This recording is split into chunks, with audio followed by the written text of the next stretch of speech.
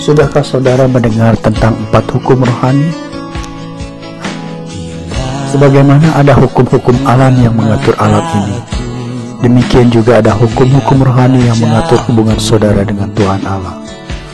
Hukum yang pertama, bahwa Tuhan Allah sangat mengasihi saudara dan mempunyai suatu rencana yang indah bagi hidup saudara. Ayat-ayat Alkitab yang akan saya bacakan ini bisa saudara periksa di dalam Alkitab. Yohanes 3 ayat 16. Kasih Allah. Karena begitu besar kasih Allah akan dunia ini, sehingga Ia telah mengaruniakan anaknya yang tunggal, supaya setiap orang yang percaya kepadanya tidak binasa, melainkan beroleh hidup yang kekal. Rencana Allah. Yesus Kristus berkata, "Aku datang supaya mereka mempunyai hidup dan mempunyainya dalam segala kelimpahan." Artinya adalah suatu kehidupan yang berarti dan penuh kebahagiaan. Tercatat di dalam Yohanes ayat 10b.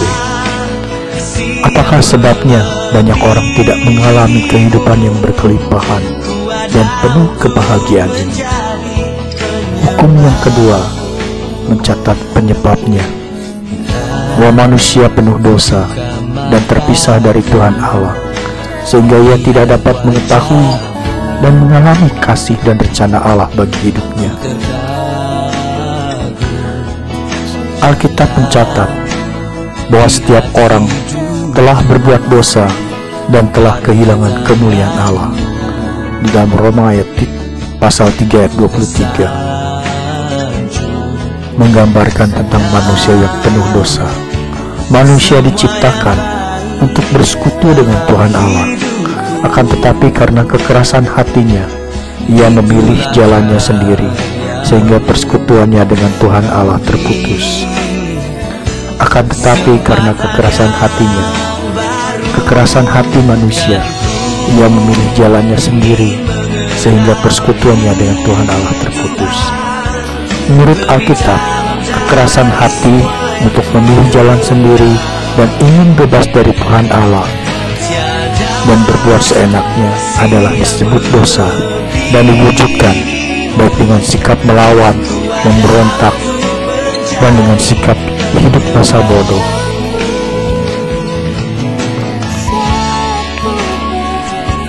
Manusia terpisah dari Tuhan Allah. Roma 6 ayat 23 menuliskan bahwa upah dosa maut, yaitu manusia yang terpisah dari Tuhan Allah untuk selama-lamanya. Tuhan Allah Maha Suci, sedangkan manusia penuh dosa. Karena itu, ada satu jurang pemisah antara Tuhan Allah dengan manusia. Manusia selalu berusaha untuk mencari Tuhan Allah dan kehidupan yang penuh kebahagiaan melalui usahanya sendiri, yaitu kehidupan yang baik, etika, filsafat, dan lain sebagainya. Namun gagal disebabkan karena dosanya. Hukum yang ketiga memberikan kita jalan keluar dari kesulitan ini. Hukum yang ketiga mencatat bahwa Yesus Kristus adalah satu-satunya jalan keselamatan yang telah ditentukan oleh Tuhan Allah untuk pengampunan dosa manusia. Melalui Yesus Kristus, saudara dan saya dapat mengetahui dan mengalami kasih dan rencana Allah bagi kehidupan saudara. Kristus mati ganti kita. Roma 5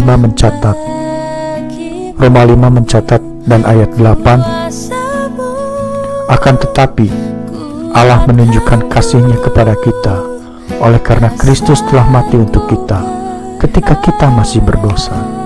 Tuhan menunjukkan kasih-Nya kepada kita ketika kita masih berdosa dengan Yesus Kristus mati di kayu salib. Kristus telah bangkit pula dari antara orang mati. Kristus telah mati karena dosa kita. Ia telah dikuburkan. Ia telah dibangkitkan pada hari yang ketiga sesuai dengan kitab suci. Ia telah menampakkan diri kepada Kefas dan kemudian kepada ke-12 rasulnya. Sesudah itu, ia menampakkan diri kepada lebih dari 500 saudara sekaligus. 1 Korintus 15 ayat 3-6. Kristus adalah satu-satunya jalan. Kata Yesus kepadanya, "Akulah jalan dan kebenaran dan kehidupan. Tidak ada seorang pun yang datang kepada Bapa kalau tidak melalui Aku." Allah telah menjembatani jurang pemisah antara manusia dengan dirinya dengan mengirimkan Kristus Yesus untuk mati di kayu salib menggantikan kita. Saudara dan saya tidak cukup hanya mengetahui ketiga hukum ini. Hukum yang keempat mengatakan bahwa kita harus menerima Kristus Yesus sebagai Juru Selamat dan Tuhan kita di dalam kehidupan kita dengan mengundangnya secara pribadi. Dengan demikian, kita dapat mengetahui dan mengalami kasih dan rencana Allah bagi hidup kita. Kita harus menerima Kristus, tetapi semua orang yang percayanya diberinya kuasa supaya menjadi anak-anak Allah, yaitu mereka yang percaya dalam namanya. Yohanes 1 ayat 12. Kita menerima Kristus dengan iman, sebab karena kasih karunia kamu diselamatkan oleh iman. Itu bukan hasil usahamu, tetapi pemberian Allah. Itu bukan hasil pekerjaanmu. Jangan ada orang yang membanggakan diri. Efesus 2 ayat 8-9. Kita menerima Kristus dengan mengundangnya secara pribadi. Kristus berkata, "Lihat, Aku berdiri di muka pintu dan mengetuk. Jikalau ada orang yang mendengar suaraku dan membukakan pintu, Aku akan masuk mendapatkannya." Ini adalah janji Tuhan Yesus Kristus di dalam Wahyu 3 ayat 20. Menerima Kristus berarti berpaling dari diri sendiri kepada Tuhan Allah, serta menyerahkan seluruh pribadi kita, yaitu akal budi, perasaan, dan kemauan. Karena itu, tidak cukup hanya mengerti ajaran Kristus dengan akal kita saja, atau menanggapinya berdasarkan perasaan semata-mata. Kita harus mengambil tindakan berdasarkan kemauan kita untuk menyerahkan setiap segi kehidupan kita dikuasai oleh Tuhan Yesus Kristus. Ada dua macam kehidupan yang menggambarkan kehidupan saudara dan saya. Yang pertama adalah hidup yang dikuasai oleh si aku atau ego, di mana si aku sendiri bertahta di dalam hidup kita dan Yesus Kristus di luar kehidupan kita. Dan segala keinginan dikuasai oleh ego atau si aku akan berakhir dengan kekacauan, kekecewaan, dan bahkan penderitaan. Kehidupan yang kedua adalah kehidupan yang dikuasai oleh Yesus Kristus, di mana Yesus Kristus bertahta di dalam hidup kita dan si aku turun tahta. Semua keinginan dikuasai oleh Tuhan Allah yang tak terbatas kuasanya dan menghasilkan keserasian dengan rencana Allah, sukacita, damai sejahtera, dan pengharapan yang baru. Kehidupan manakah yang mencerminkan kehidupan saudara? Kehidupan manakah yang saudara dambakan dan saudara inginkan? Yang berikut ini menjelaskan bagaimana saudara dapat menerima Yesus Kristus dan hidup dikuasai oleh Kristus dan berjalan sesuai dengan rencana Allah.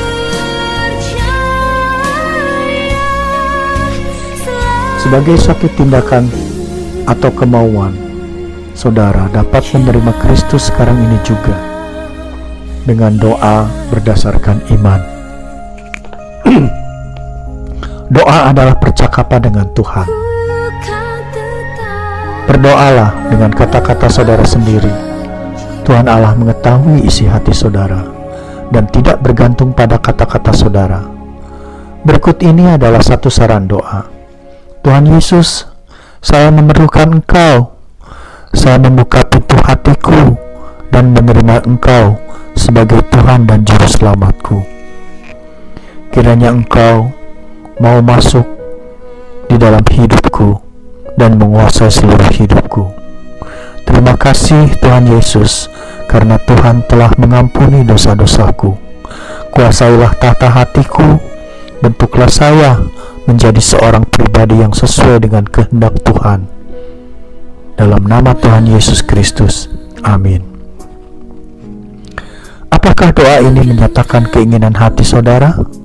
Kalau saudara berdoa dengan iman dan mengundang Kristus untuk menguasai hidup saudara, apakah yang akan terjadi? Jika demikian, jika saudara percaya Yesus akan masuk di dalam hidup saudara, ucapkanlah doa ini sekarang juga, maka Kristus akan masuk di dalam hati dan hidup saudara sebagaimana yang telah dijanjikannya. Bagaimana saudara dapat mengetahui bahwa Kristus telah berada dalam hati saudara? Apakah saudara telah mengundang Kristus masuk ke dalam hati saudara pada waktu saudara berdoa? Jika sudah, demikian sesuai dengan janjinya dalam Wahyu 3 ayat 20. Di manakah dia sekarang? Tentu ada dalam hati saudara sesuai dengan janjinya dalam Wahyu 3 ayat 320. Wahyu 3 ayat 20. Kristus berjanji bahwa ia akan masuk ke dalam hidup saudara ketika saudara mengundangnya dalam doa saudara. Mungkinkah dia tidak menepati janjinya? Pasti tidak.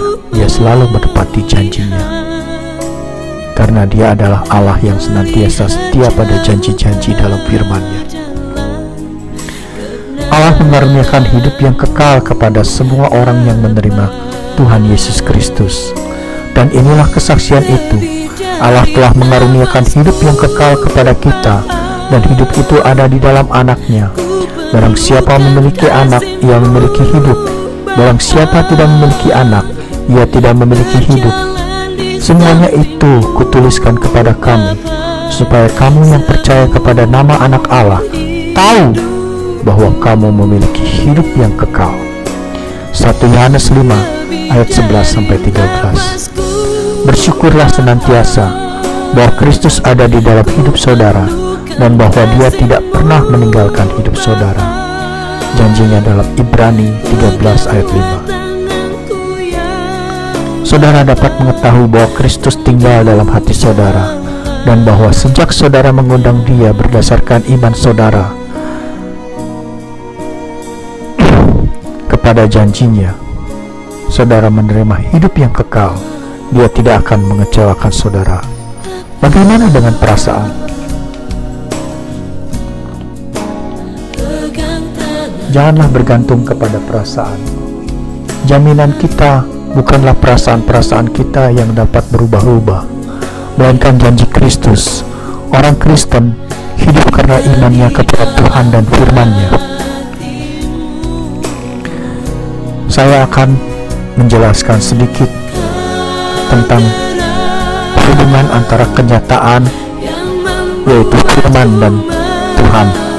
Tuhan dan firman-Nya adalah kenyataan kita, dan iman adalah kepercayaan kita kepada Tuhan dan firman-Nya, dan perasaan akibat dari iman dan ketaatan kita.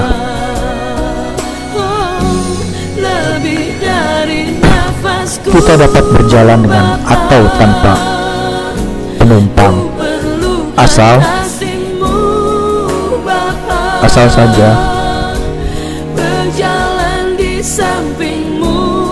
saja kita mau memiliki kehidupan yang mau dipimpin oleh Tuhan dan firman-Nya. Sebaliknya mustahil jika kita hidup berjalan tanpa Tuhan dan firman-Nya, dan kita hidup akan merasa sangat kosong. Demikian juga kita sebagai orang Kristen. Janganlah kita bergantung kepada iman kita pada perasaan. Jangan menggantungkan iman kita kepada perasaan, melainkan kita harus menggantungkan berdasarkan iman kita dan janji-janji Tuhan dalam firman-Nya. Sejak saudara menerima Kristus, apakah banyak hal yang telah terjadi dalam kehidupan saudara? 1. Tuhan Yesus yang diwakili oleh Roh Kudus telah berada di dalam hati saudara sesuai dalam janjinya. Wahyu 3 ayat 20.